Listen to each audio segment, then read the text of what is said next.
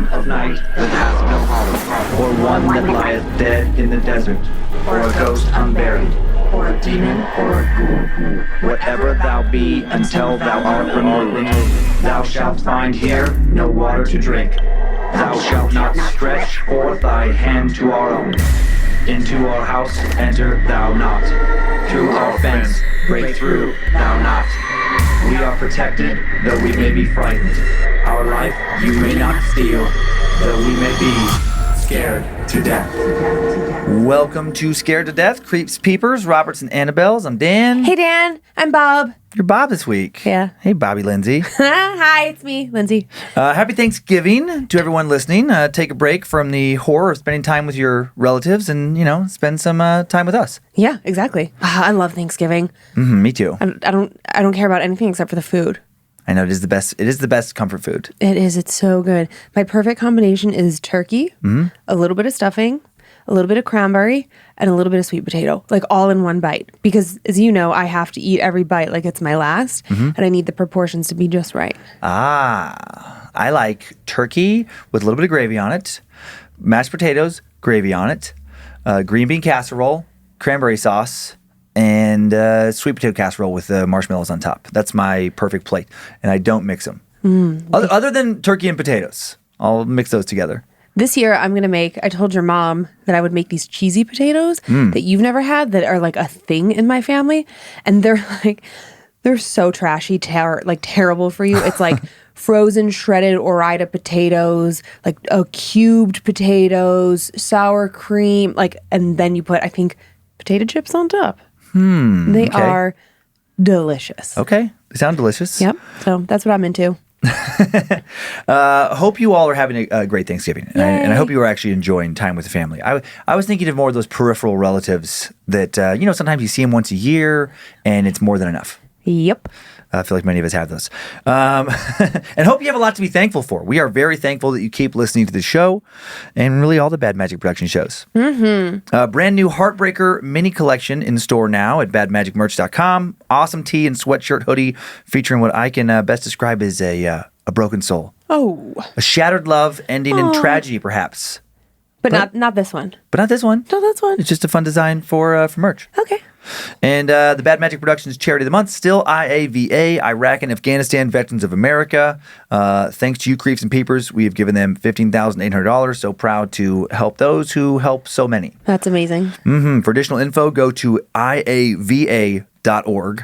And you have a quick Giving Tree update, I believe. I do. And as you guys know, we record several weeks in advance. So as of recording, nominations are still being accepted as are donations. But by the time you hear this, that will no longer be true. And by the time you're hearing this, if you submitted your name into the proverbial hat, you would know if you were selected. So make sure you're checking your junk files. But as of today, we have heard from 135 families that are seeking help, which is, I believe, more than last year. I need to compare the numbers, but I think we're already exceeding the requests from last year. And we have so far received $4,072 worth of additional donations from fans. That's amazing. It is amazing because it's like a $15 donation here, a $25 donation here. And then there are some people who are fortunate enough. We had a couple $500 donations and a couple $250 donations and several $100 donations, which is $100 is like nothing to scoff at. And are donations still being accepted? Nope. No, because we have to start shopping. And the reason that by the time you hear this, the reason that we're not accepting donations anymore is because as a company, we are not a nonprofit, so I cannot accept your money. Gotcha. We're not paying you for a service. We're not hiring you for a service. There cannot be an exchange. Gift cards are a different story. It's like a way to kind of sneak around it. Yeah. Because then we use those to buy the things. So by the time you're hearing this, we're already shopping, and we need to know how much money we have to have decided how many families we can help. So unfortunately, no more. Yeah. Okay. All right. But I guess if you're listening to this and you're desperate to help, and you have an amount of money that you feel like you could shop for a family of a couple kids, I could definitely go through the emails, and somebody who wasn't able to get on the list of people that were chosen, whose name didn't get drawn out of the hat. If you feel like you want to shop for a family, I'm sure we could figure that out. And where would they send that email to? You would send that email to givingtree@badmagicproductions.com and just put in the subject line, I want to shop for a family, or something like very obvious so I don't think it's just another submission. Okay. That's fantastic. Whew. How many stories do you have today? Well, Daniel, I have what I haven't done in a very long time. One big, juicy story. Cool. Yeah, it's been a while since we've done that. And Shake it up. shake it up. I have my normal 2. Do you want to give any information about yours? Oh, Preview or mine's not? about a lifelong haunting. Lifelong haunting. Okay. And I think it has like a lot of like ups and downs, and it's a really great tale. It's Okay. a really great tale. I'm looking forward to hearing it. I have 2. Kind of. The first story is really several stories just rolled into one along the same theme. Okay. It's a collection of tales about haunted paintings.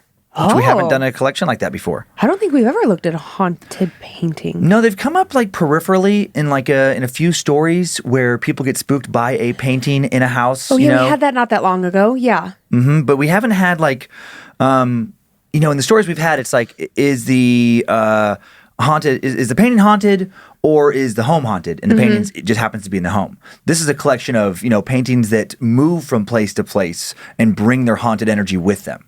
So this is a different type of story for sure for us. Okay, yeah. And that's viable. I mean, Yeah, and the next story, also a collection of sorts, a collection of sightings all regarding North Carolina's mysterious Brown Mountain lights.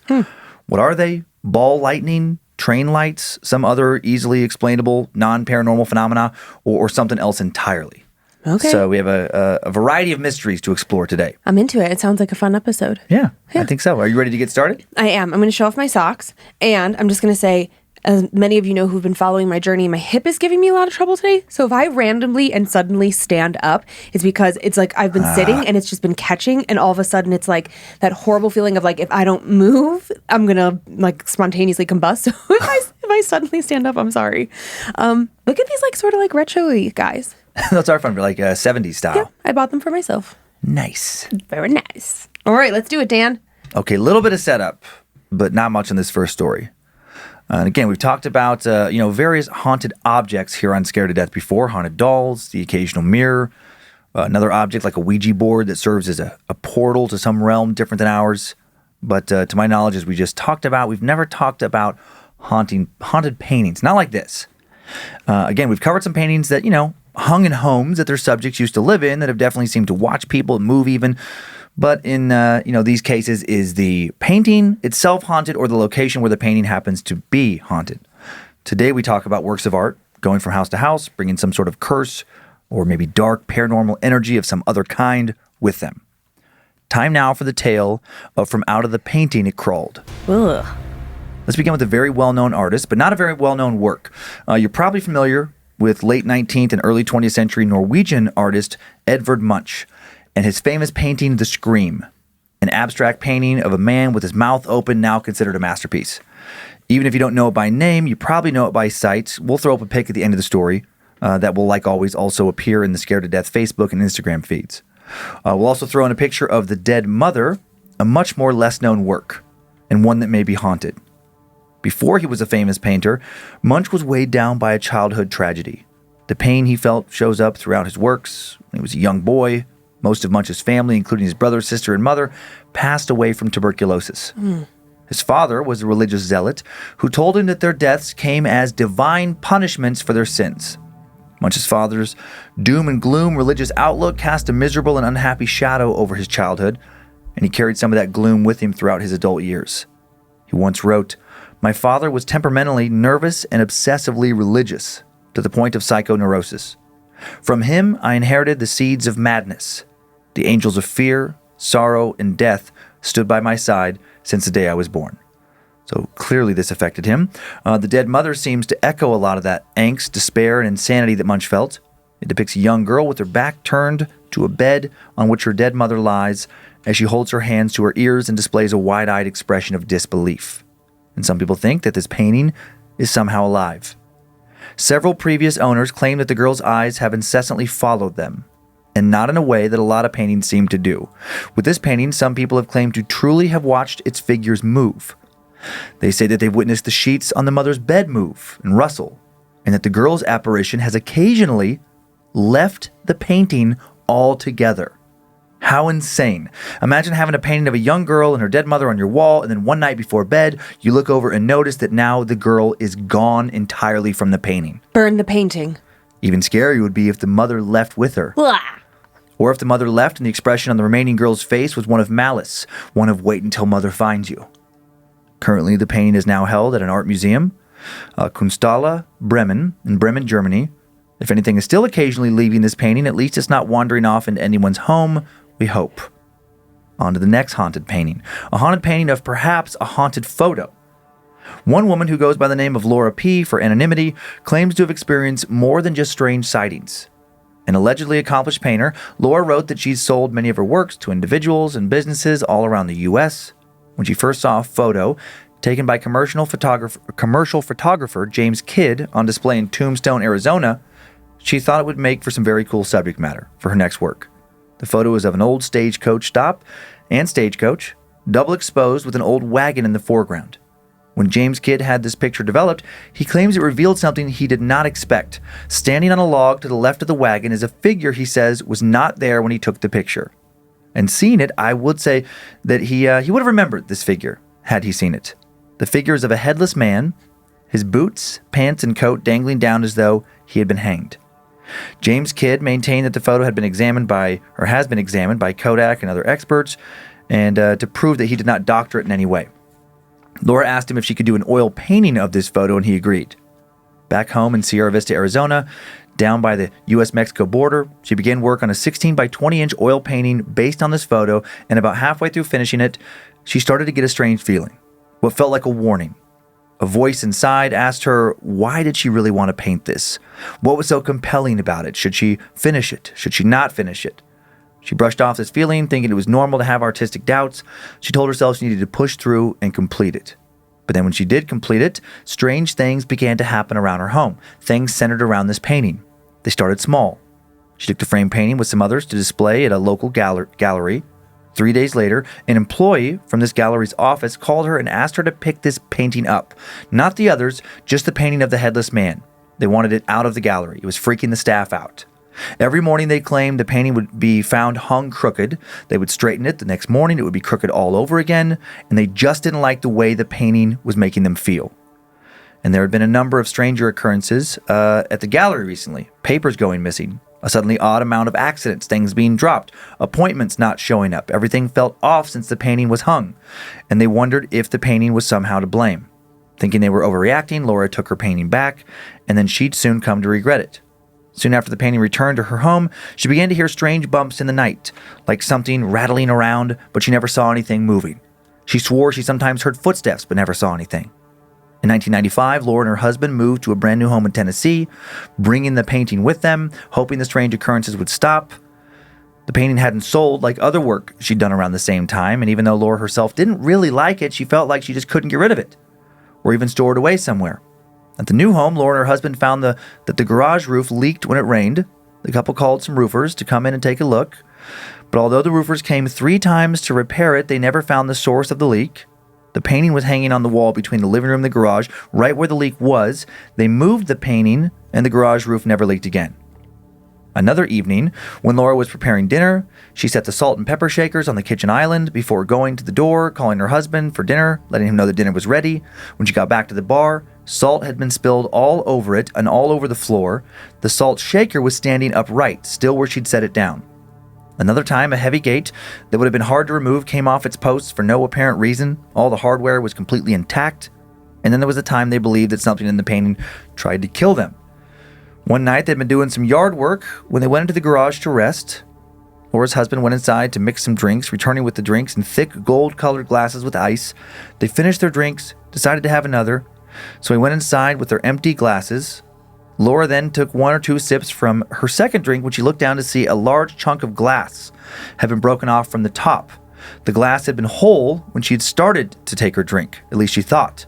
Right away, she thought her husband maybe knocked it over or something, but he swore he didn't. They looked all over the floor of the wet bar for the piece of glass. They couldn't find anything, couldn't see anything on the floor in any part of the house. She poured the rest of the drink through a strainer to see if the chunk of glass had fallen in, but there was nothing. The missing piece was too large to swallow without her noticing it, so where did it go? They never found it. The painting hung directly over where Laura's husband apparently poured the drink. Maybe just a broken glass, nothing more than that, but that's not what Laura believes. And then there's what her neighbor saw. A neighbor wanted to show his mother-in-law photos of Laura's paintings, took them home with him. He left the pictures laying on the table, started playing a 3-handed card game, which a dummy hand must be dealt, like a game by himself. When he picked up the dummy hand, every card of the dummy hand was in one suit, and sequential, all hearts. Odd, but alone, maybe not that big of a deal. He dealt again, the dummy 3-card hand again, all sequential hearts. And then again, and again, and again. Now he started feeling spooked.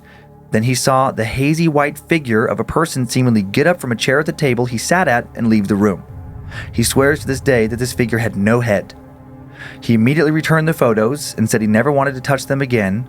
Was he unknowingly playing a card game with a dead man? Laura claims that she still has this painting hanging in her house. Why?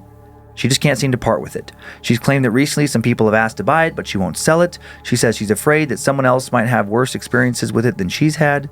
Is that really why she won't let go of it? Or does it have some kind of hold over her? Is she some kind of Darren? Let's now move on to an even more disturbing painting. When Bill Stoneham based a painting on one of his childhood photos, he had no idea what he was unleashing.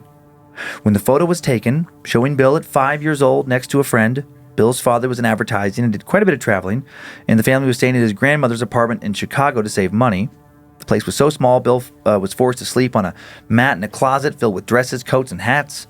Bill regularly played outside with one of the girls from the neighborhood, and during one of these occasions, his parents had both kids pose in front of the glass door for the now infamous photo. 2 decades later, Bill would transform this photograph into a painting that, even outside of the legend of its haunting, is just visually disturbing. His 1974 work, called The Hands Resist Him, imagines a somber photo scene as something from a nightmare. 2 children standing outside a door, the girl looking like an automaton or a child-sized doll, while in the darkness of the door behind them, seemingly disembodied hands reach out and press on the glass. And now, since Stoneham finished the work in 1972, 3 people associated with it have died.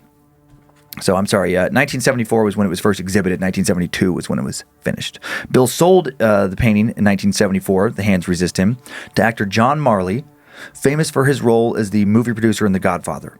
The character most people remember for a scene where he wakes up to find a severed horse's head in his bed. He would soon die during open-heart surgery. Charles Feingarten, the man who owned the art gallery that showcased the painting, he dies of natural or of causes not reported in the press. Henry Seldes, an art critic who reviewed the painting when Feingarten showcased it, dies of an apparent suicide. It would be another 26 years before Bill Stoneham hears of this painting again. Unbeknownst to him, it had been abandoned after this showing, after being purchased behind a California brewery turned into an art space. In 2000, the painting resurfaces as a listing on eBay, and with it a terrifying description. When we received this painting, we thought it was really good art, the eBay seller wrote. At the time, we wondered a little why a seemingly perfectly fine painting would be discarded like that. Today, we don't. One morning, our 4.5-year-old daughter claimed that the children in the picture were fighting and coming into the room during the night. The father of this young girl says he told his daughter there was nothing to be afraid of, but then one night when he heard her screaming, he ran in, says he saw the boy from the painting crawling into his daughter's room. When he screamed, the boy thankfully disappeared, and then he put the painting in storage. The painting's eBay listing was viewed more than 30,000 times. Some of these viewers even complained to the seller about experiencing supernatural occurrences just for visiting the listing. One reported hearing an exorcist-type voice along with feeling a blast of hot air. Another reported that he became ill while viewing the painting, had to burn white sage to cleanse his house afterward. Another reported blacking out after feeling like something was taking control of him. After all that, the painting was sold to the owner of Perception Art Gallery in Grand Rapids, Michigan, Kim Smith. When Kim acquired it, a flood of emails seemed to try to warn her against keeping it in her home. Her email inbox was filled with prayers, quotes from scriptures, even advice on how to cleanse her residence of this evil thing from a shaman in Mississippi. Today, the painting sits in storage in Smith's gallery. And to this day, Bill Stoneham still receives a handful of messages each week from people terrified by the haunted eBay painting. Current owner, Kim Smith, still seems to be alive and well. Hopefully that continues to be the case. One more. The Anguished Man. The Anguished Man is a painting created by an unknown artist, owned by Sean Robinson currently, who lives somewhere in England. According to Robinson, who claims to have inherited the painting from his grandmother, the artist who created the painting allegedly mixed his own blood into the paint Ew. and then died of suicide soon after finishing the work. Several paranormal TV series and investigation teams have studied this mysterious painting. It's been mentioned as one of the top 5 haunted items in the world, alongside more well-known items such as the Annabelle doll or Robert the doll. Robinson has reported, that he put the painting in his basement as soon as he got it. And almost immediately afterwards, various members of his family started waking up to the sight of the dark figure of a man standing at the foot of their beds. They also began hearing noises, specifically crying and moaning. They soon set up a camera in the basement to see what was going on with the painting, and the family recorded over 3 nights between 1 a.m. and 5 a.m. The microphone they used picked up the sounds of crying and moaning each night. Also at approximately 3:25, one night the painting suddenly fell over, and then just above it, they saw a small orb. There were no drafts in the room, nothing that would make the painting tip over by itself. The Robinson family was convinced the painting was haunted or cursed or both. Not long after hanging the painting in the basement, the Robinson family also began to report witnessing a strange mist appear at the top of the basement stairs. So did they get rid of it? No. It allegedly remains hanging in their basement. Why? Sean Robinson says he's committed to holding on to the painting until he figures out exactly what's going on. Is he another Darren? Has the dark man seen at the foot of those beds taken possession of him? Is it possible that this painting and others are all just examples of art doing the very thing they're supposed to do, fueling our imaginations? Perhaps. Or perhaps when they were being created, something other than paint was placed upon them, inside of them. Something else adhered itself to the canvas and is still stuck there now. What do you know about the paintings in your home? Could something be stuck inside any of them as well? And what will happen to you if it ever seeps out? Oh no. A panda bear could come out of our paintings. True in that one. Or a little girl with a machine gun. I know. Little Red Riding Hood. She's got it. She's out for us. Oh no. I'm very anxious now. Or we could have a llama. Oh yeah, we could have some nice things come out. Yeah. Yeah, well. Or it could be like an angry llama. An angry llama, that would be interesting. Just stampedes you. That's all like collectively really, really interesting just to think about that. The last 2, definitely Darren's. What was it? Linda? Laura? Laura. Oh, Laura. And then Sean. Come on. Laura won't get rid of it. Oh yeah, it was the second one and the fourth one you're thinking of. Yeah, there was the Bill Stoneham one. It was the third one, but yes. Yeah. I want Laura to get rid of it. I don't understand why she's holding on to it. She doesn't understand why she's holding on to it. Which is all the more reason to get rid of it. I want to show you some pictures of these. I mean, they are like very interesting. I bet they're really good. This first is that Edvard Munch's The Scream, created in 1893. So that's a pretty iconic photo. I think most people are going to recognize that. Yeah, but a lot of people always think it's Picasso. Oh, okay. Gets confused with Picasso, yeah. Well, yeah, just that style. They think like, oh, Starry Night. Oh. Well, Starry Night would be Van Gogh. Oh, Van Gogh. Sorry, that's what I meant. Van Gogh. Yeah. It has that same kind of, what is that? Surrealist? Impressionist. Boy, I'm on a roll. Sorry. I'm in my hip right now. I know. Here, I'll control it. It's okay. Yeah, it's okay. It's also okay that I'm wrong. I don't care. True. This next one, Edvard Munch's The Dead Mother. So this is the one we were talking about. This was created in 1900. So that's that one, kind of a rougher style there. You can see her laying behind the little girl, her hands at her ears. Yeah, I've never seen that. Yeah, me either. Yeah, lesser known work of his. Well, and I don't know that I would have known the artist of the first one. I know the painting, but I don't know I wouldn't have known the artist without being told. Yeah, unless you're really in the art world. I mean, The Scream is Edvard Munch's only known work. Yeah. I don't think any of his works are, have any kind of mass recognition. This next one, now this is that painting of the 1994 James Kidd photo, supposedly done by Laura, this anonymous painter, with a headless man in it. So you can see just standing off as we're looking there, the left of the wagon, you can see that person standing there with no head. It's really kind of hard to see him, quite frankly. Yeah, you have to. It's not very obvious. Yeah, you have to magnify it to really look. Yeah, it doesn't jump out at you right away. Okay.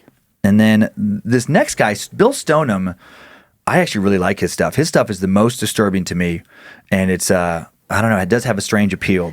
Before I look, I think you were working on this at home and you were like, oh, I think I'd want to get some of this. Yeah. Is this the one? This is the one. So not this one, the one that's, in a gallery now. We can't get that one, but there's a new piece that I'll show you after that. Okay. So this is The Hands Resist Him. This is that 1972 Bill Stoneham painting. And if you can zoom in at all on this one, you can see little hands coming out of the shadows in the background there. Ugh. And again, at first glance from a distance, not really obvious, but when you get closer, it's disturbing. And then you see how the girl has been redone as a doll of some sort. Yeah, and this is based on a photo, though. Yes, based on one of his own childhood photos. Okay. Were there hands in the childhood photo? No. Okay. No. He added the hands, but the little boy, little girl, that's him and a friend. Yes. Okay, that part I understood that. Yeah. And then this next one is I just kind of got lost into some of Stoneham's works. I mean, it's not like he has a ton of followers on Instagram or, things like that. Maybe it's just his demographic, but his work is amazing. Yeah. If you look him up, this is What Remains, and it's a new 2021 piece. And it's just like red. It's just creepy. There's these dangling, disembodied feet hanging above this fireplace. And then there's some kind of red, blood-like red, vaporous fumes coming out of the fireplace. It's a fireplace? Mm-hmm. But it's like covered in what look like overgrown brush, perhaps. It's just an interesting piece. I didn't think it was a fireplace. I thought it was like an open pit with a dead body inside. Oh, interesting. No, that's supposed to be like the mantle around the fireplace. Yeah. Huh. Yeah.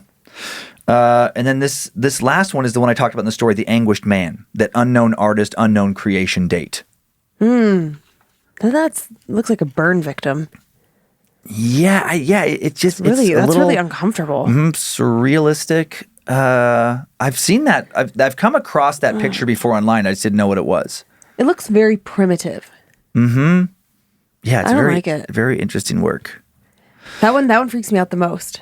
Yeah, that's the I don't like most that. famous as far as famous for being haunted. Ah, Yeah. no, thank you. So again, you can just go to our Instagram or Facebook if you are listening and want to be able to follow along with what we're talking about, want to see it. Or don't. Or don't. Those are creepy. Mm-hmm. No thanks. I like a creepy painting. Oh, well, I got you one, a creepy drawing. You still never even framed it. It's just hanging out in the studio. Which one is that? It's You like get so many things. Well, I got it for you, so it's not like a fan sent it in. It's like the woman coming over the top of the bed. Ah, yes, I haven't seen that one in a while. We have so many things here. Now you have to point that out to me after the show. I need to see it again. I gave it to you. You opened it, and then you just set it aside. We have. Oh man, sorry. Where did you get it? A fan of the show. I ordered it from her website. Oh, okay, well, we got to get that. I know we have. Well, our house was redone, and this on so many things, and we ran out of wall space here. I know. I was like, oh, Dan would love this. I do. I'm sure I did. I have to see it again now. Sorry. It is a. I feel like such a dick, but we get so many amazing things sent constantly. Like week after, I do sometimes lose track of what amazing things we've received. I know I have a thing from Logan, a gift from a while back that I also need to hang. So many things. So many things. Are you ready to move on from supposedly haunted paintings? Now it's stuck in my head. Now I wish I could just stop the show and go out and find it just to get that image. But I'll check it out after the show. You'll march forward. Is the thing from Logan the striper thing? I don't know what you're talking about there either. You said Logan gave you something, but I don't know what the striper thing is. Isn't that the from Time Suck, like the band to Hell? No, there's a creepy image from a previous I haven't episode. seen that. You have, but you forgot about it. I've shown it to you. Oh, that Logan gave you? Mm-hmm. Oh, well then look at us. One for one. Again, so many things. So many things. You ready to move on and move on to mysterious balls of light? Sure. That's a funny way to say it. Yeah, let's do it. A little bit of setup. Again, not much on this one. The Brown Mountain Lights are a set of ghost lights seen by a few people each year on Brown Mountain, North Carolina. Ghost lights, also called spook lights. Spook? S-P-O, okay. Yeah, that's the way the source listed. I hadn't heard that phrasing before. Me either. Or atmospheric ghost lights are lights or fiery spheres that appear without any known natural identifiable causes. So an orb of light, yeah? Not necessarily. Okay. I don't know any more than the information I'm giving you, I will say, on this story. I'm just trying to picture like what it could be. Yeah, just, well, that's kind of part of it, is like people who witness it have a hard time describing exactly what it is. It's just like a light in the distance. Well, not even that. It's fucking weird. I don't know how to explain it, but I'll go through a lot of sightings here. Okay. The earliest published references to these ghost lights go back to 1913, with the mysteries surrounding the lights. Might be a lot older than that. The origin of the lights has been debated. Some can provide a whole list of scientific explanations. Others cite ghostly causes. Some say the UFOs are the source of these mysterious lights. There have been many false claims and sightings over the years, but also over the past century, there have been a few truly unexplainable and mysterious incidents involving these lights. To this day, the Brown Mountain Lights remain one of North Carolina's biggest mysteries. They've been covered numerous times by both the news and pop culture. The lights were even featured on an episode of X-Files, which examined all different theories about what they could be. Unless major advancements are made in science or paranormal investigations, we may never really know what these lights truly are. Time now for the tale of Brown Mountain's mysterious lights. In 1913, the first official reports of the lights were published in a local paper. This was around the same time that electricity became widespread in the area around Linville, North Carolina. So is that all it was? People seeing light bulbs in the distance for the first time? Doesn't seem so. Others have written about them, just not in the paper, for almost a century and a half already. Surveyors noted as early as 1770 some kind of luminous vapor in the area. And in 1771, some German scientists reported lights they described as nitrous vapors. On September 24th, 1913, the Charlotte Daily Observer published an article titled Mysterious Lights Seen Just Above the Horizon Every Night. The report detailed red lights that appeared at 7:30 and 10 p.m. without fail every night. No one figured out what they were. In different reports from 1913 and since, the lights have appeared as white, red, yellow, orange, blue, as large balls of fire or small candle lights. It's just all different kinds of lights. Floating near the ground, sometimes floating way above the ground. It's all over the map. The lights have been seen from high above. They've been seen just, straight out in the distance. After the Charlotte Observer published their initial article, North Carolina Congressman E.Y. Webb requested that the U.S. Geological Survey come investigate the lights to calm local residents' nerves. Following this request, a U.S. Geological Survey employee, D.B. Sterrett, was dispatched to North Carolina. On his first night, he determined that the headlights of local trains were visible from his hotel. Southern Railways had recently upgraded their headlamps to 600,000 candle power systems in 1909, which may have produced the floating lights people reported that year. And in the years, following. Linville residents accepted that the phenomenon was probably nothing more than train headlights until July of 1916. Flooding paused the train service to the mountain for several weeks, yet guests at Lovin's Hotel, they kept seeing the same lights every night. When skeptics contended that the lights must have been cars or campfires, locals were not sold. The sightings occurred in areas where there were no roads and where people were. It was highly unlikely that they were camping there. Now, two senators requested that the U.S. Geological Survey send someone out again. 1922, the USGS sends George R. Mansfield, a Georgia scientist, to investigate these lights further.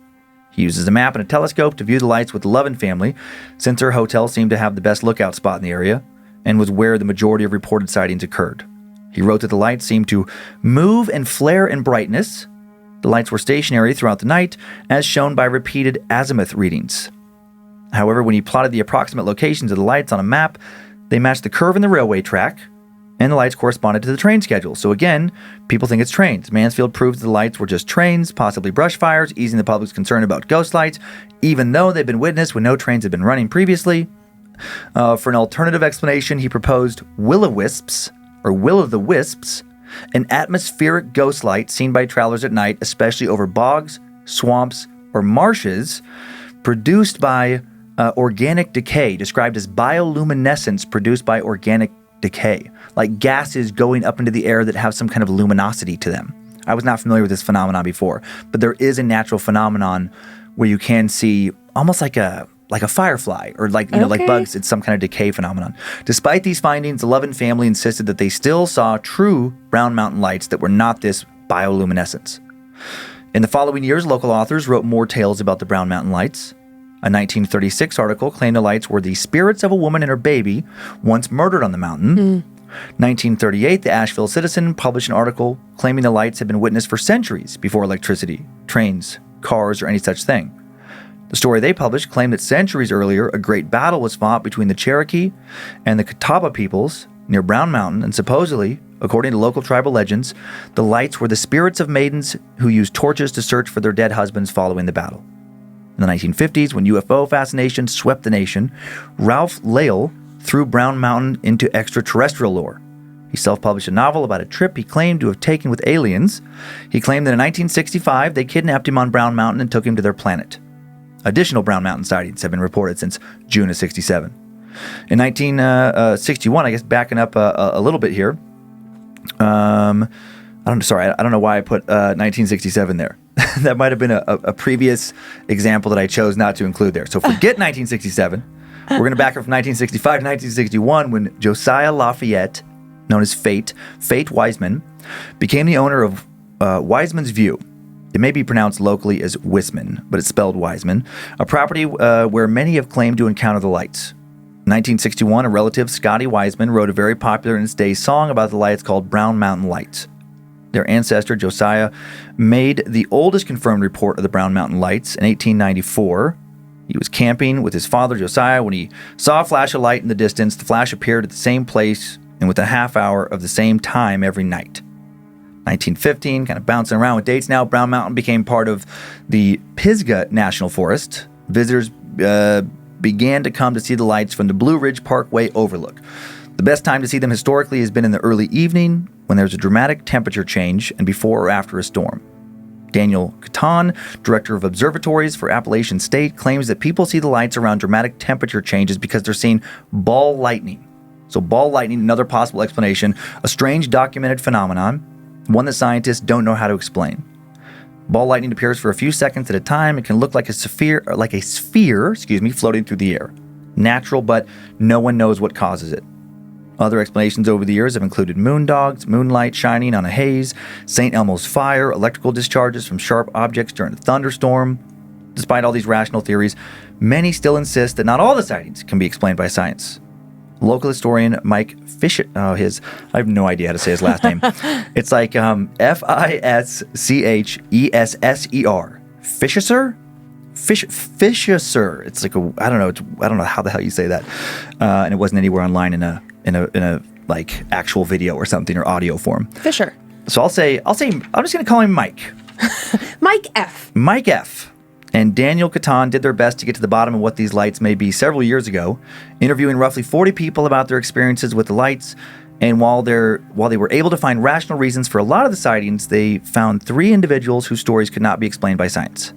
The first, told by someone who wanted to remain anonymous, was 2 gentlemen who are reliable witnesses from Morganton, and it's not Morgantown. Morganton saw a bright light as bright as an ATV headlight coming down. All of a sudden, it crossed the Linville River toward the Wiseman's View overlook. Second unexplained encounter came from 1982 when Morganton resident Tommy Hunter claimed to have actually touched one of the lights at the overlook. Said he looked over the edge, saw what he thought was a ball lightning hovering in front of him. I don't know why he would do this, but reached out, touched it, felt like he stuck his finger in a light socket, and he was not alone. 6 eyewitnesses apparently saw him do this. Ball lightning doesn't seem likely for the lightning ball to A, hover that low in the air, B, hover for so long in one place that he would have time to reach out and touch it, and C, not hurt him more seriously if he did touch it. Right. The third unexplained encounter they discovered, the most famous, on October 15th, 2001, Charles Broswell captured a now famed image of the Brown Mountain Lights.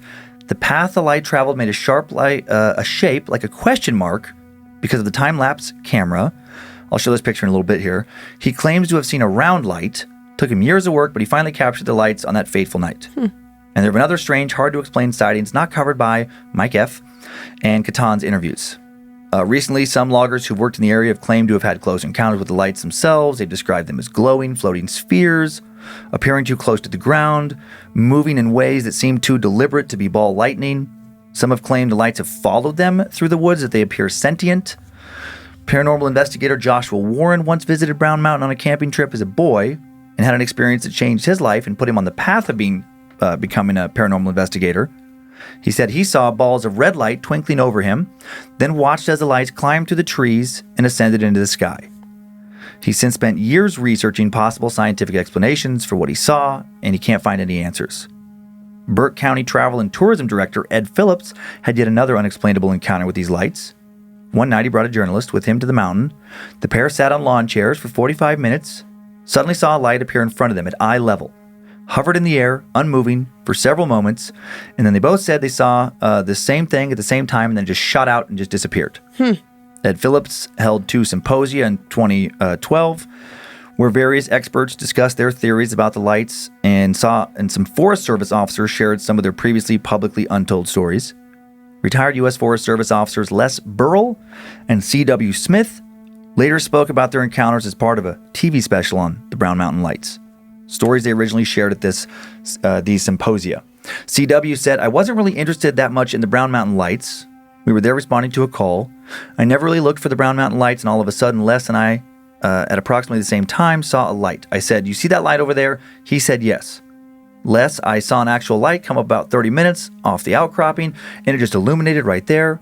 CW, a few seconds later, there was another one, and he said, that can't be anybody. And then Les said, and it looked like an indistinct candle, and then it just diminished all the way down and went out.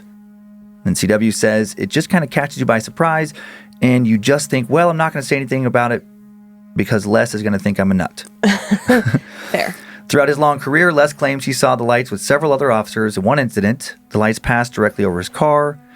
He thought they were a shooting star or meteor shower, but then realized the lights weren't far above him. They were close, and they remained very close to his car for an extended period of time. And just 2 more sightings. There's so many.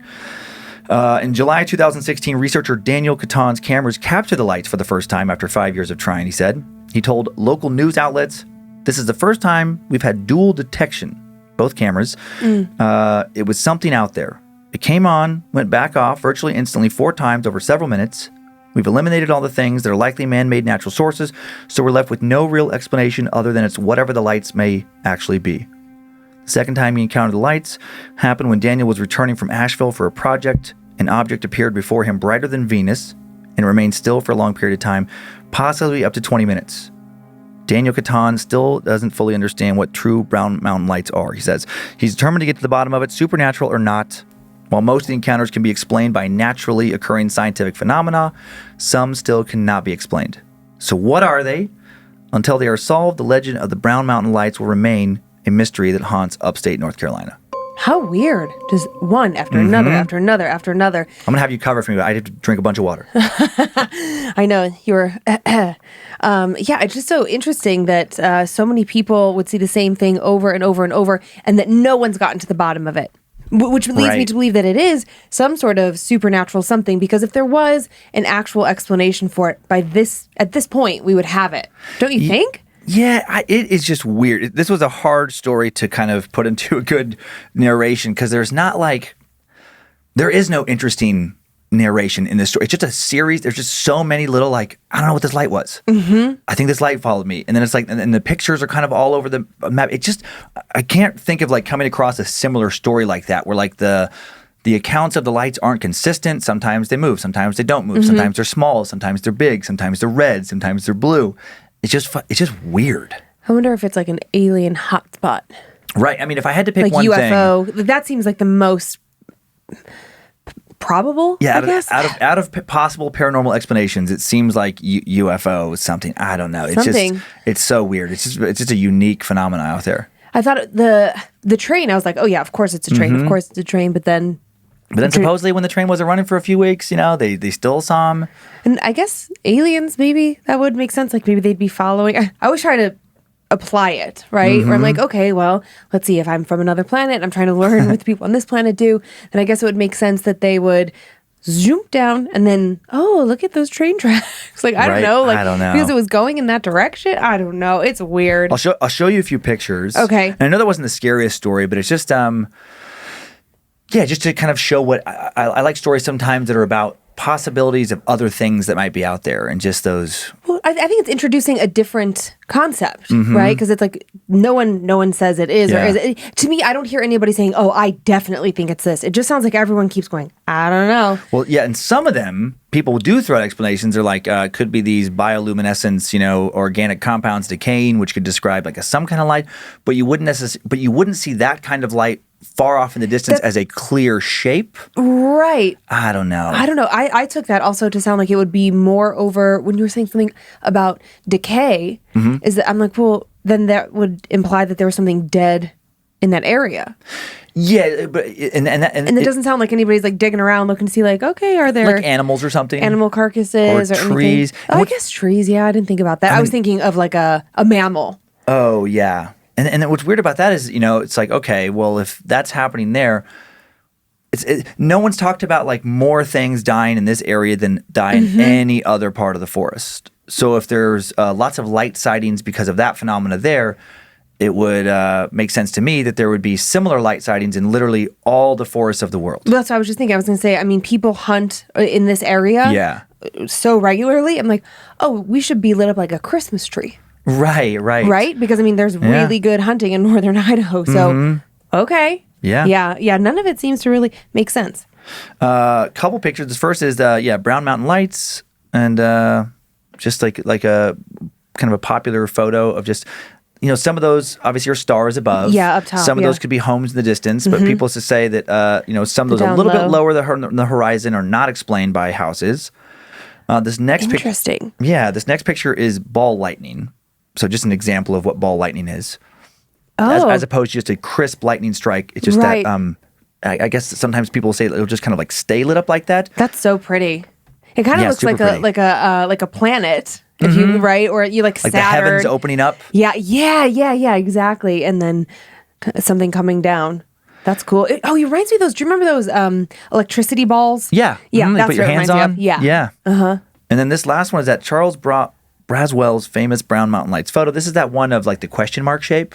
Yeah. The time lapse photo where he said this little thing was kind of like moving through the air and just moving in unique ways. It looks serpent-like with a serpent head. So that wouldn't be a falling star. It wouldn't be a meteor or meteorite because it wouldn't like turn back around like that. I know that particular swoop. So who knows? It's a weird one. I was excited when you said Catawba. Yeah? Because if you grow up in Cleveland, if you live in Cleveland, you go to Catawba. What's Catawba? Well, Catawba's by Put-in-Bay, and it's just like it's just a place you go to party. Basically, it's just an outdoorsy place. Like how would I explain it? Is it a town or a campsite? Well, here's the problem. I haven't been to Sandusky so it's in Sandusky, and I haven't been there. And what's Sandusky? Is that a town? Yeah. Okay. It's like where Cedar Point is. Okay. Where I took Monroe. Right. The big theme park, Cleveland, Sandusky, Cincinnati. Okay. Sandusky is a city. But I haven't been to Catawba since I was like 16 or 17. And the last time I was there was the first time I ever drank Jägermeister. And it did not go well. I actually went with my old neighbors, Jim and Bridget. Oh, yeah. And her family had like a cabin up there. So now I'm trying to remember like, oh, yeah, like I think it would kind of be campgrounds, but not tent camping. Maybe there were RVs. And then also like stationary mobile home parks, but they're stationary? Like they're just like the long houses. I don't know what you're trying to say. You don't know? Do you not know what I'm talking about? You're talking about campers. I understand what like a camper is. I said, okay, so sometimes at a campground, you'd pull in and there's kind of like two parts to it. There's the part where people come and go. If you're traveling in your RV. Yeah. Okay, so that's like one side of the park. Okay. Okay, and then I didn't grow up around these same kind of campgrounds, so that might be part of it. So I'm just a little confused. You're just looking at me like I'm talking about something that doesn't exist. I can't understand. Okay, well, let me. Just because I'm you want me to. explaining it to you. Yeah. I'm just telling you what it is. Yeah, I'm not I'm asking you if it's a thing. I'm telling you it is a thing. I know. I'm listening. Okay, so that's one side of it, and so then the other side of it is like if you sort of think about like a prefabbed home. Yes. But and then they're like on the other side, but they're not like high up. They're not built on basements. They're just kind of thrown down on a slab. Huh, okay. So it would just be like, it's very much like they have these in Florida where just people spend some time there. It's not their forever home. So Catawba, Put-in-Bay, it's just like this like little like party island thing. And you would just go up there. And the point of it is to go up there and just drink and be fucked up all summer long. That's what people would do. Oh, so you just rent one of those little things for the summer? Yeah, you could. Yeah, I'm sure you could own one as well. Oh, okay. And so I think some people would, like I said, I mean, I'm almost, well, at this point, I'll be 38. So it's like, this is 20 years ago plus that I am very drunk. But I should ask my brother because he would know more about it. But anybody who's from Ohio, like in the Cleveland area would know, be like, oh yeah, Catawba. Like that's where you go. A lot of bachelor parties happen out there. Funny, that's like, the party place. Yeah, you could get jet skis, you could go out on the lake. Like there's just, but it's all around drinking. Okay. Every last instance of it. So I got excited when you said that. Catawba's the place to drink. Catawba and Put-in-Bay. Yep. Pretty silly. Pretty silly. Okay. Well, do you want to do my side? I do. I want to hear this longer, lifelong haunting story. I know, it's so interesting. I got a new worry stone. I was in Missoula. What's a worry stone? Well, like I have these are palm stones is sometimes what they call them. Okay. So it's a crystal. They can be of many, sorts, whatever. They could be rose quartz, amethyst. This one's red jasper, but they have a divot in the middle, and it's like, Oh, yeah. I've seen those other ones of yours. Soothing. yes. And also, I mean, red jasper is, well, it's really good. It taps into your root chakra, which is like what makes you feel, oh dear, makes you feel grounded. It's the foundation for life. Okay. Red jasper can like give you some sense of protection. It can help like tap into your dreams. It can help with your sexual vibrancy. Wow. Who knew that rock could do so much? It's not a rock. Isn't it? It's a crystal. Isn't that one and the same? Crystals are aren't Crystal they sounds type of rocks? Crystal sounds nicer. It does sound nicer. Yeah, that's why I like it. Do you want to borrow it? No. Ooh. Eek. What's your squishy this week? You gave me the Oh yeah, the black Layla. It's black Layla. I can't remember what, like, if we had a name for it. I don't think so. But it's just a very cool looking little variation on that squishy. I know, it's so cute. I love it. With the white stitching and the white eyes and the little, and then the black kind of body. Bright red heart. Mm-hmm. Is it a cute one? Does it smell? No, I don't think so. Oh, good. Oh, yes, it does. Oh, It does have a scent. A good right. one. Yeah. Same as Layla OG. I will hesitantly say yes. Oh man, he doesn't even know what she smells like anymore. So yeah, we haven't. Every once in a while we'll do like just one big long story on my side, because it's so interesting and it's kind of fun to just like go down the rabbit hole with this person. And John, who sent in this story, this story is corroborated in different places at different times in his life, which I found really fascinating. That like, oh, okay, it wasn't like, oh, he was just a kid, he was just having nightmares, or like, oh, it was at a time in his life when he was just like this. It's like, no, other people around him saw it too. Okay, that always adds to the credibility of these stories. Yeah, it also made me anxious because it's like, I would think that if in our house there was something that felt malevolent and we decided to leave, and then we went somewhere else because we decided it was the house. Because generally speaking, you're not going to think it's you. You're going to think it's the place that you're at. And then if you left and you went somewhere else and maybe you're living there for like a year and it's like, everything's fine. And then it comes back. Yeah, that's always the worst. You're like, oh shit, it is me. Right, the attachments. Yeah. When you feel like you can't get away from it. Oh my God. I feel like I would end up moving a few times before I would really believe it was me. Yeah, I think if I went to the next place, I'm like, well, okay, if we're experiencing the same thing in another place, not the outside of just the first place, it's us. Yeah. What if something's happening, but it's a different kind of thing that's happening? Would you still think it's you, or would you think it's the place? I guess you just think of like really bad luck. Like, dang it, you got two places. Yeah. Yeah. I would really not want it to be me, so I think I would just keep Yeah. moving and searching. Yeah. Greetings to the hosts of my brand new favorite podcast. Oh, thank you. I know, so nice. I thought it was really great that you guys take in stories from people who have had their own strange occurrences. This really inspired me to share some of my own. I'm not sure if it'll turn out to be a great story in the usual sense, having a beginning, middle, and end, because these events have been happening consistently and spread out over more than a decade. Wow. Well, anyways, here we go. When I was about 15 years old, my brother, mother, and I moved in with my grandparents. My uncle and his 2 children were also living there. In total, there were 8 of us living in a small 3-bedroom, 1-bath ranch-style home. My grandparents had their own room. My uncle had his own. My brother, cousin Alex, and I shared one small bedroom, and my mother and cousin Erica had beds in the basement. Needless to say, it was pretty tight living conditions. My brother and cousin shared bunk beds, and I slept on a trundle mattress, which we could slide beneath the bunk beds during the day. It was at this house that I became tormented by some kind of entity. It started off slow, as these things usually do. Generally, it was just a sense of someone being with you, even if there was no one else in the room. I had set up my Xbox in the basement and would spend hours down there playing my favorite game at the time, Halo 2. One day, while I was mindlessly playing, I felt 3 very firm taps on my shoulder. Thinking that maybe my brother had come down while I was zoned out into the game, I turned around and said, "Yeah?" Except no one was there. I looked around frantically to see if truly anyone was down there with me, but I couldn't see anyone. I very calmly shut my game down and sprinted up the stairs. Things gradually began to progress, and I started having vivid and terrible nightmares.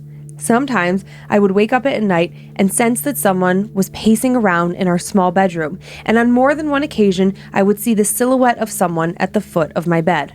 I was afraid of sounding crazy, but the fear got to a point where I felt as though I had to mention it to my family.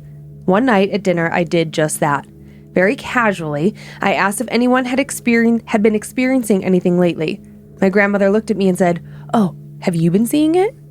I told her what I had been seeing and feeling, and she told me that ever since we had moved in, she would occasionally see a shadowy silhouette watching her while she did laundry in the basement. It was almost always out of the corner of her vision, but she had seen it enough times and in enough locations down there to suspect that it wasn't just a trick of the light. My uncle chimed in that he had been hearing someone walking through the house in the middle of the night. Hearing this from them both terrified me and put me at ease all at the same time. On the one hand, I wasn't crazy. Other people were experiencing similar things as me. But then on the other hand, this meant that there really was something in the house and I seemed to be its favorite. The entity only became more aggressive from there. Sometimes I would be walking through the kitchen and I would feel this incredible force rush up behind me and I would visibly flinch, expecting to be tackled to the ground or attacked in some way. The more my fear grew, the more oppressive it became. One night, I went into the bathroom to take a shower, and as I began to undress, I heard the high-pitched sound of a woman laughing. I thought maybe my cousin was playing a trick on me, and then suddenly the shower curtain was forcefully thrown aside, revealing no one in the shower. I grabbed my things and I grabbed my things to get dressed and ran from the bathroom. My brother, mother, and I eventually moved out of my grandparents' house and into our own apartment. I was so incredibly relieved to be leaving there. I loved my grandparents and I intended to keep going back to visit them, but knowing I was free to leave there whenever I chose felt so comforting. After about a month or two of being in our new home, I decided to ask my grandparents how things had been going with the entity since we had left. Was anyone else seeing or feeling it? My grandmother looked uncomfortable, but said that no, not a single thing had happened since we left. Whatever it was has shown up when we moved in and left again when we left. This truly terrified me. If it wasn't attached to the house, was it attached to one of us? I had always been its favorite after all. Shortly after this talk, I had another experience. I'm embarrassed to admit, but I'm a terrible procrastinator. And even though we'd been in our new place for a few months, my room was still a mess. Several items were strewn across the floor from where I would begin unpacking a box and then get bored or distracted with something else, leaving the items behind. One night, I awoke to the sound of something moving around in my room. There was a street light almost directly next to my window, and I kept the shades open at night to illuminate my room. I didn't care how bright it got. I was not comfortable with the darkness. With this light beaming through my window, I could clearly see that there was no one in my room. The sounds still continued, however. I could hear the items on my floor being shuffled as if someone were walking through my room, and the sounds were getting closer. Whatever it was walking towards my bed. I stared wide-eyed, trying to get a sense of what was happening when the noises stopped, and right at the foot of my bed, suddenly the corner sagged down as if someone had sat on it. I could barely breathe. I was in such horror. I never took my eyes off the corner of that bed as I slowly pulled my feet in closer to me and wedged myself into the corner as tight as I could. The corner of the bed stayed sagged down, but even with my fright, sleep eventually won out. I woke up that morning still wedged into the corner and immediately looked over at the corner of my bed where something had been sitting. It was no longer sagging down. Fast forward several years. I'm dating this woman and we were staying at her parents' house for a little bit. They have a beautiful finished basement with a pull-out couch where we slept at night. One night, after we'd gone to bed, I abruptly awoke. I wasn't in bed all snuggled up under fluffy blankets, but instead, I was standing on the side of the bed. I was incredibly confused and began looking around the basement, trying to figure out why I would have gotten out of bed. Nothing seemed to be out of place, so I turned to go back into bed and suddenly froze. There was someone in my spot. It wasn't just anyone, though. It was me. I was standing next to the bed, looking down at myself, sleeping. As my mind struggled to comprehend what the hell was happening, I saw movement on the other side of the pull-out couch. Peering through the dimly lit darkness, I realized there was a man crouching down and attempting to hide behind the couch. Ice raced through my veins and every hair on my body stood up. Suddenly, I was awake and in bed, throwing the blankets off of me so I could get up and defend us from that strange man that I had seen. It was still dimly lit, but I could see that no one was there. I still ran over and flicked on all of the lights just to double check that we were truly alone down there. This obviously panicked my girlfriend, but I couldn't really explain what had just happened, and I didn't want to freak her out any more than she already was. I told her that I had just had a bad dream, everything was fine. I turned the lights off and we went back to bed. Several days later, we were still at her parents' house and I was helping them clean around the house. They had collected all of the dirty laundry and had asked if I could carry the enormous basket of clothes downstairs. More than happy to oblige, I made my way downstairs. As I was nearing the bottom step, I saw movement out of the corner of my eye and instinctively turned in that direction. Floating there, about chest level, was a ball of blue light. Well, this was new. I stood there for a few seconds just watching it to see what it would do. I noticed that although it appeared to be a ball of light, it wasn't illuminating anything around it. And unlike my other experiences, this didn't feel threatening. It floated there for maybe 10 seconds or so and then slowly collapsed in on itself until it was completely gone.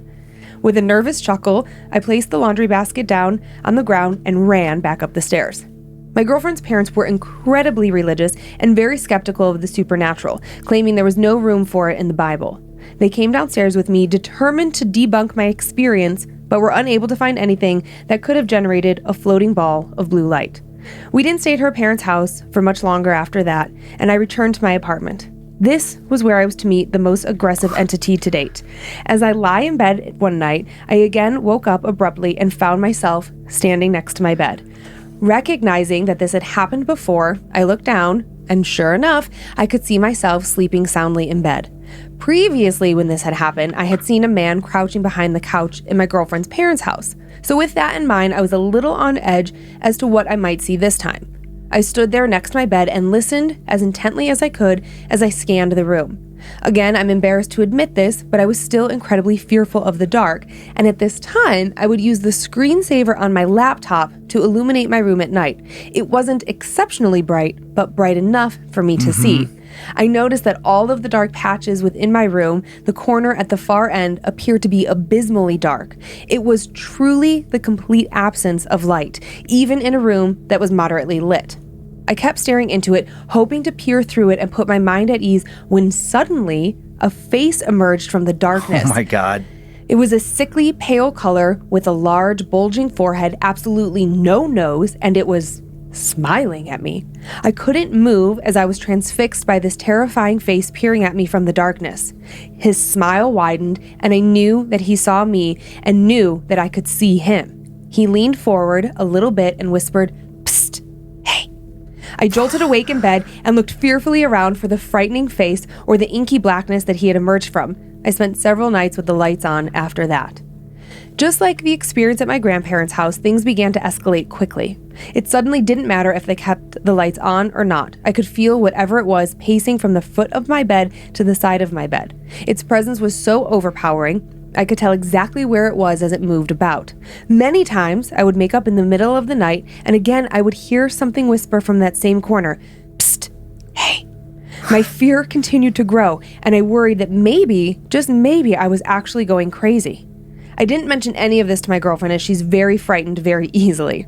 One night she was over, and although we hadn't planned on her spending the night, we stayed up too late watching movies and didn't trust her to drive home safely. Out of habit, I have always put my bed in the corner of a room. I've always wanted at least one side that I knew was safe and could put my back to without worrying what might be on the other side.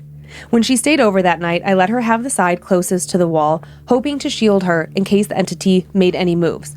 We had just settled into bed when I heard that same whisper from the corner. I chose not to acknowledge it or even ask my girlfriend if she heard it. I really didn't want to scare her. Suddenly, I could feel the presence at the side of the bed again as it began to pace back and forth. I continued trying to ignore it, but for some reason this night it didn't want to be ignored. I felt someone poking me in the leg and grabbing my feet. I absolutely chose not to respond in any way. I could even feel it smiling at me as it knew it was scaring me and somehow enjoying it. I don't know how, but I eventually fell asleep. The next morning, we woke up early, even though I hadn't slept particularly well. We made breakfast and coffee and sat down to eat.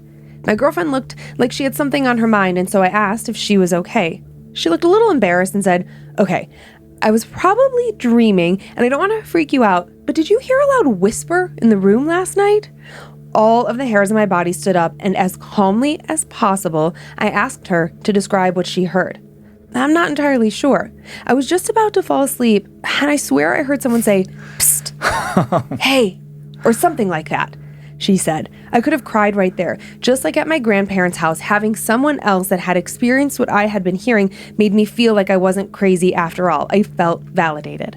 I told her about everything I had been seeing and hearing and feeling, even describing the sensations of being poked and grabbed that previous night. She didn't have much to say, which isn't surprising. I mean, what do you say to that? Don't take this the wrong way, she did say, but I'm probably not going to stay over here for a while. I didn't blame her. She was scared, and so was I. Unlike me, she had the option of leaving while I was stuck there. Things came to a head there soon after. I was in my room folding clothes and putting them away when the pressure in the room became overwhelming and intense. It was there for me. I could feel it. I continued to go about my routine even as I felt it standing next to me. It was so close to me. I could feel it just inches away, moving with me as I moved, its face inches from the side of my face. The pressure was tremendous, and I know it was smiling again. I don't know how I could feel it smiling, but I knew it was. I couldn't take it anymore. I jumped on my bed and huddled into the corner. It began to pace up and down the side of my bed quickly and impatiently. Something in my brain finally snapped at that point, and instead of fear, all I felt was rage. This was my home. I was entitled to feel safe here. The thing, whatever it was the intruder. I intended to kick it out. Stop it, I growled at it. Nothing happened, and it continued to pace. I said, stop! This time, it stopped pacing, although the pressure in the room was still bearing down on me. This is my home, and you have no right to be here. I got up off the bed and said, get the fuck out! The pressure in the room suddenly started to lift, and I continued to enforce my will. Get out! I shouted one last time, and just like that, the pressure was gone. I couldn't sense it anywhere in the room or a feeling of foreboding that I had felt from the beginning. Whatever had been plaguing me at that apartment never came back again. This was the last major incident I'd had.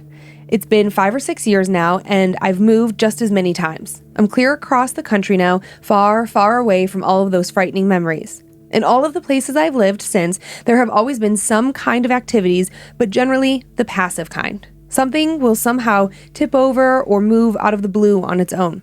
The sense that I'm not quite alone will occasionally happen, but never in an oppressive way.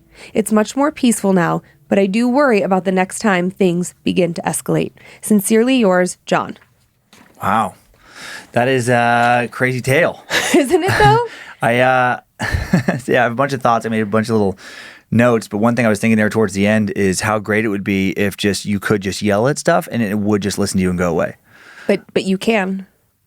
There's been plenty of stories where that doesn't work. Plenty of stories. There's a whole bunch of exorcisms and everything where they have to get people to come over and all that stuff, and they're yelling go away and get out. Right, but sometimes it does work.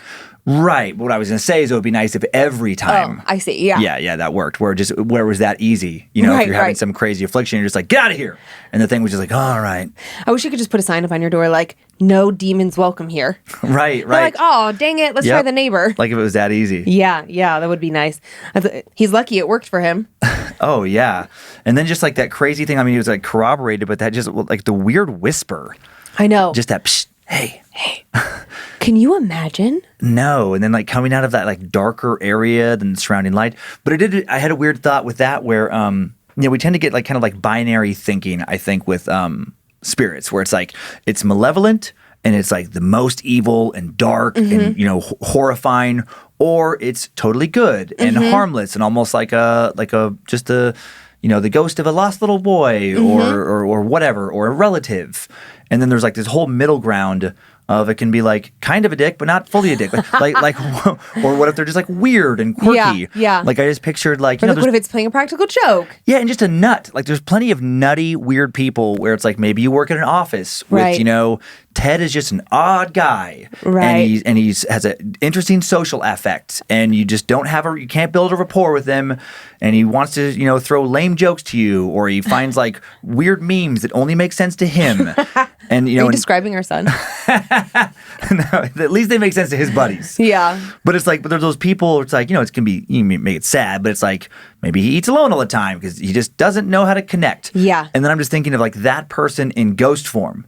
We're just like a weird nut who shows up like, Psst, hey, come here. But they don't have like a follow-up necessarily. Right. Or they're like, it's this one in particular, though, I mean, I know you're not saying that about this yeah. because this one was like creepy as shit looking. Right. Yeah, right. yeah, the weird depiction but I'm like, why is it whispering or why is it doing this? Psst, hey, over here. Well, I think it for me, what I took from that, just knowledge from the show and just like my own stuff, is that oftentimes there is a theory that if you don't acknowledge it, it will go away on its own because you're giving energy to it. So if you don't feed into it, it's not getting what it needs from you or wants from you, and it will move on. Yeah. So if someone is trying to get your attention because that's what they need, right, then that's how this particular spirit was trying to get him to say, like, I see you, I know you're here. Like, they're saying, like, look at me, look at me, look at me. Yeah. Ugh. And if it was the same thing that had been following him his whole life, it's like at this point, it's fucking irritated. Because right. John, at this point, what are you, 30, 40? I don't know. Yeah. But he's like, oh. I just like, I mean, other spirits have obviously wanted attention or taken energy or however you want to phrase it. But this is the first one that I can think of where we've heard it being like, Psst, hey, come here. Like, I just like the psst. Like that part is super funny to me. I mean, I know it was not funny for John. Oh yeah, I'm sure it wouldn't be funny if it happened to you. But I just think about so many other stories where there's like a shadow entity in the background and it's hovering, or there's this weird figure in the corner, and it's just funny to think of it almost like being annoyed if you don't immediately acknowledge it or you don't react scared right away. That it's just sitting there, it's just like, come on, look at me, come on, and then finally he just gets tired of waiting. It's like, Psst, hey. I'm the scary thing over here in the corner. Oh man, if only it felt like that. The scariest part for me was the dreaming and waking up and then seeing himself in his own bed. Yeah, that reminded me of Oh, buddy, I did not care for that. That's like, to me, that's like a weird, like out of body doppelganger situation. Yeah, well, there's that phenomena that some people believe in called astral projection. Oh yeah, it could be this. I mean, that's what they say is like that. You're. I mean, essentially, without like going way into it. I mean, some people believe that your soul, your essence, can come out of your physical body, like at night when like it's like almost like sentient dreaming, where like you're controlling the dream, but your dream isn't in some other place; it's in this world, and that in that sense, you would be able to like pop out and see yourself. Yeah, maybe John has powers he's unaware of. Insidious is a good horror movie that deals with astral projection. We've talked about it before, but the core of Insidious is about astral projection. I've blocked that movie out of my brain for the most part because it's so scary. Yeah. That I don't want to like let my brain go there too much. Yeah, I don't want to spoil it for those who haven't seen it. I mean, it's been out for a while now. I don't think this is a spoiler. If you really haven't seen that, if you haven't seen the movie and you really want to, I guess maybe close your ears for 10 seconds. Yeah. But I mean, the core of that thing is the boy in the movie is astral projecting at night, and when he's gone, that allows something else to come into his body. Like if he doesn't get back in time, like it's opening up. I get it. I know what you're saying. I've seen it. I follow. I don't know if you know this about astral projection because I don't really know a lot about it. Is the theory that when you leave your body, that always leaves it open for something else to come in, or is that just the premise of that movie? I think that's just the premise of that movie. Okay, yeah. I have not read too much about astral projection. I get the loose concept, but it's something that I don't want to dive into because then I feel like I'm either going to go down this like nerdy wormhole, and there's going to be a lot of science stuff, and I'm like, wait, what's that word mean? Like I'm going to lose a lot of my, like along the way, and then also it's just like if it is. I know there are loads of people who believe in it, so I'm like 0% knocking it. But I just also like if that is a thing, that's like the last thing I need in my brain as like another option. That. Well, there's no agreed upon. I mean, because it is that paranormal, part of the paranormal world, there is no science behind astral projection. Yeah. Essentially, as far as like proving it. Well, right. It is, skeptics are like, no, it's nonsense. Yeah. And then because of that, when people say like, well, this is how it works, if you looked at 10 different sources, you might get 10 different answers. There's not like a super agreed upon, this is how it has to be. Yeah. When I was reading this story, just like learning it for today, I never even thought about astral projection as a thing. I really was like, oh my God, like he's got a doppelganger and like he's waking up and seeing his doppelganger lying in bed was where I went. I'm like, oh boy, if the thing in his bed, what if it had like rolled over and like, psst. I know. Like if you combine those two things or just like, hey, buddy. Mm-hmm. It starts like stroking his girlfriend's arm or something. It just could have gone sideways real fast. While I'm thinking of movies, I did finish. I think I mentioned on the previous episode the Fear Street trilogy on Netflix. It's been trending as far as like popular. You said you were watching that. Yeah, I finished it, and just for any creeps and peepers, I would say this is definitely one for both creeps and peepers. Okay. It's not that scary, but it's very well done. Okay. Like it has definitely some good jump moments. Sure. But it's not supposed to be super. Oh my God, this is going to give you nightmares. Okay. I think I mentioned it before, but like a little darker Stranger Things vibe. Oh yes, you did use that analogy before. Mm-hmm. Just a little bit more adult, but not much. Okay. Not much. Like if any parents, if you're like comfortable with your kids watching Stranger Things, there's a couple sexual scenes, no nudity or anything like that, but it's like innuendo. It's more than innuendo. Okay. It's some people having sex, but you don't see anything. Okay. But other than that, it's pretty tame outside of a little bit of profanity and stuff. But again, just I thought just the structure was really well done. Nice. I'm watching a different show about creeps and peepers called a true American crime story, impeachment, about the Bill Clinton impeachment. Oh, you said it's about creeps and peepers. No, I said, yeah, well, it's a different kind of, I said. Oh, gotcha. I get you. I see what you're doing now. Buzzcut. All right. Do you have some Annabelle shout outs that you want to do, or would you like me to go first? How about you start? I will start. I would like to thank the following Annabelles for helping us contribute to another charity this month. I would like to thank Victor, no last name given, Marky Deadman, Rick Bowersocks, Shayla Rivas, Emily Peterson, Sarah Nieto, Megan Olafson, Betsy Southall, Mark Lucas, Sarah Hughes, Jake Boss, Josh Mellinger, Sydney Spring, Dolan Wyatt, Kelly Geiger, Josie Waddington, Joey Mitchell, Isaiah Rodriguez, Benjamin. There's no way that's your name. Your name has to be Benjamin. It has to be Benjamin, and you go by Benjamin, and I freaking love it. Chandler Easter, Calvin Carlson, Brent Graham, Hayden Klaumenzer, Stacy Aguilar, Nicholas Milan, and James Holton. And I would like to thank the additional Annabelles of Lucas Davey, Angela Hamar, Samra Seymour, Angel A. Lopez, Peta and Jordan Koob, Christopher Turkos, Rob Sukach, Kirsten Weichel, Alex Morales, Mac Cobb, Taylor Miner, Mackenzie Mersaki, Ashley Whistler, Misty Kavasnika, Puddin' Podcastin', Joshua Turner, Sierra Aguilera, it's like Gerard without the extra R. So Gerard Drift. It might be Jared.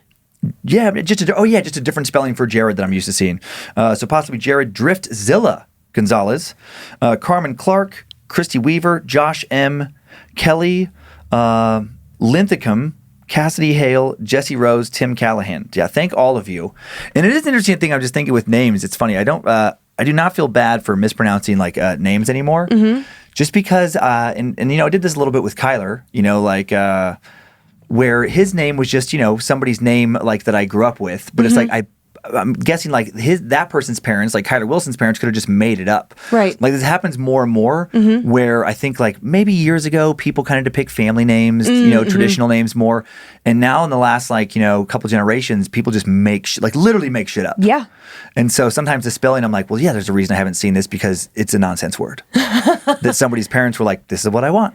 Well, and I think also too, something that happens with like last names is because it's not the same, like you said, about like keeping lineage, right? It's not about like the Thompson family, and it's like handed down. It's like people get married, people get divorced, people do hyphenated names, and then people who are the kids of hyphenated, who will grow up with a hyphenated name, sometimes take that, smash the hyphenated name. Oh, they'll change their last name? I hadn't heard of that. Oh, yeah. They'll take the hyphenated last name, like let's just say for ease, Smith and Jones, and make it, Moans, I don't know, whatever. And then that'll be like their first name, and then their hyphenated last name will be this version of their old hyphenated last name and hyphenate it with their new last name.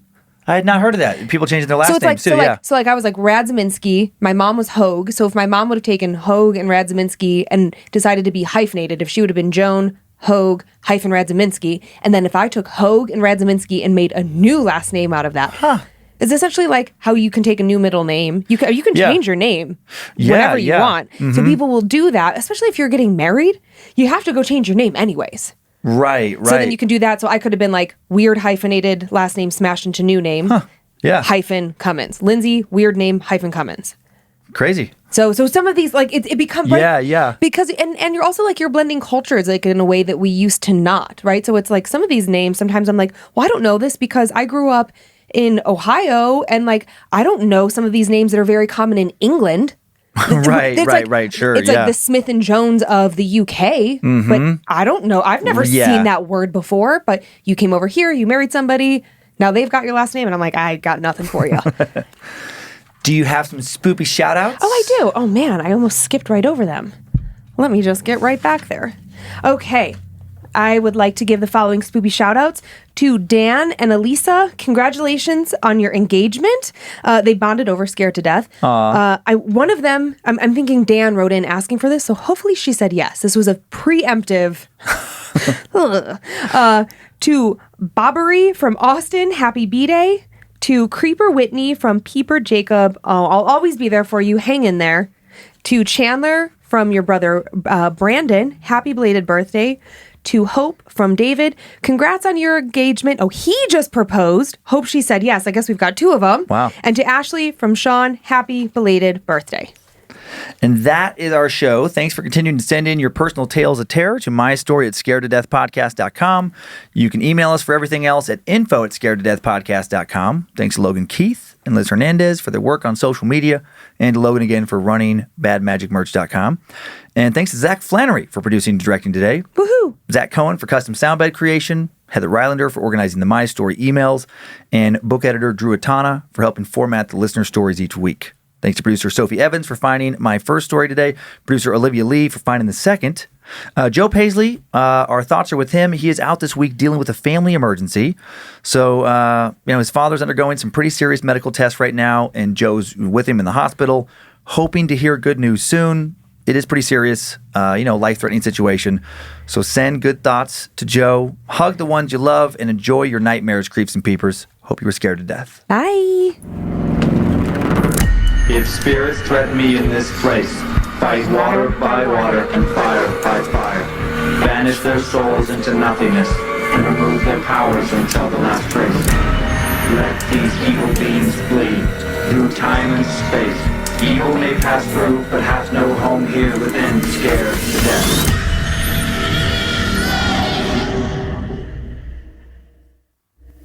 Bad Magic Productions.